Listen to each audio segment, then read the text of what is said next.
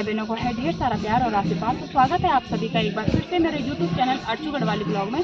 तो दोस्तों, आज है सावन सोमवार का तीसरा सोमवार और मैं आज आ रही हूँ, पहली बार मैं यहाँ पे आ रही हूँ, यानी कि जो बलुड़ी देवलेश्वर महादेव मंदिर है, तो वहाँ पे मैं आ रही हूँ। तो चलिए आप सभी को भी आज देवलेश्वर महादेव के दर्शन करवाते हैं और यहाँ के बारे में ज़्यादा मुझे कुछ जानकारी नहीं है और देखती हूँ मैं कि आगे मुझे यहाँ की जो भी मुझसे जानकारी हो पाती है, मिल पाती है, तो मैं आप लोगों के साथ शेयर करूँगी। तो आप लोग भी सावन सोमवार के इस पावन अवसर पर यहाँ पर जरूर आना और एक बार यहाँ पे आने से आपकी भी मनोकामना जरूर पूरी होगी। यहाँ पे बहुत मान्यताएं हैं यहाँ की, तो मैं यहाँ पे फर्स्ट टाइम आई हूँ, तो आप लोग भी जरूर आना। सावन सोमवार के चौथे सोमवार को, यानी कि आखिरी सोमवार है उस दिन 12 अगस्त को, तो यहाँ पे भंडारा भी है उस दिन। तो उस दिन आप लोग ज़्यादा से ज़्यादा संख्या में यहाँ पर जरूर आना। और यहाँ पे इस मंदिर के बारे में मैं आपको अपने वीडियो के माध्यम से दिखाना चाह रही हूँ और बताऊँगी। जो जितनी भी मुझसे जानकारी यहाँ पर मुझे मिलेगी वो आप सभी लोगों के साथ मैं शेयर करूँगी। आशा और उम्मीद करती हूँ आप लोगों को यहाँ का ब्लॉग अच्छा लगेगा और आगे भी आप लोग शेयर जरूर करेंगे। तो मित्रों, आज मैं यहाँ पर महादेव के मंदिर में सबसे पहले तो जिन लोगों का सावन माह में ये आकस्मिक निधन हुआ, उन सभी के लिए मन से प्रार्थना करती हूँ कि हे प्रभु, उनकी आत्मा को आप शांति देना और उनके अपने जिन लोगों के मैंने सुना है और जहाँ तक मेरे पुराने मुझे कहते हैं कि सावन माह में जिन लोगों की मृत्यु होती है उनको आपके चरणों में स्थान मिलता है, उनको मोक्ष की प्राप्ति होती है, चाहे वो मृत्यु का कारण कुछ भी हो। तो प्रभु से मेरी यही प्रार्थना है। अभी हाल ही में मेरे परिवार में भी एक हादसा हुआ। मेरी ताई जी की बेटी परिवार में ही स्वारिभार में, उनकी भी जवान लड़की के भी 32-33 साल की उम्र थी उसका भी आकस्मिक गया। अचानक से ही उसका स्वास्थ्य ठीक नहीं था, पता नहीं क्या हुआ, जो भी हुआ। मृत्यु जब इंसान का जन्म होता है और जन्म के साथ ही हमारी मृत्यु भी तय हो जाती है। बस हम जन्म की तो बहुत ज़्यादा खुशी मनाते हैं, लेकिन मृत्यु जब आती है तो हम उसको यकीन नहीं कर पाते, उस चीज़ से हम विश्वास करना मान लें मुश्किल हो जाता है। तो उनकी भी उम्र इतनी ही थी और ये बात कहते हुए मुझे बहुत ज़्यादा दुख हो रहा है। और ये वीडियो इसीलिए मैंने अभी कुछ दिनों से अपना ब्लॉग भी नहीं डाल पाई हूँ मैं। तो आज मैं उनके लिए भी भगवान देवलेश्वर महादेव से ये प्रार्थना करती हूँ मन से कि उनकी आत्मा को शांति दे भगवान, उनको अपने चरणों में स्थान देना।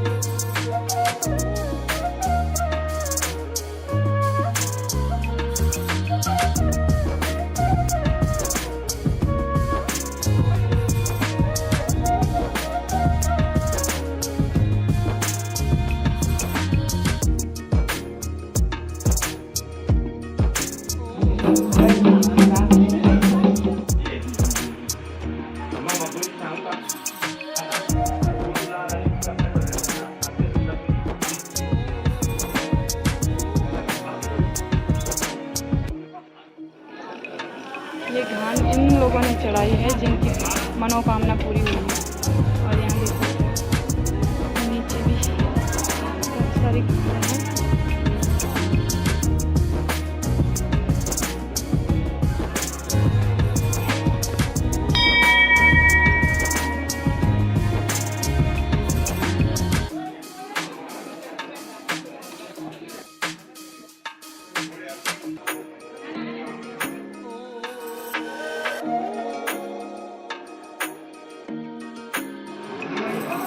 जय गणपति जी।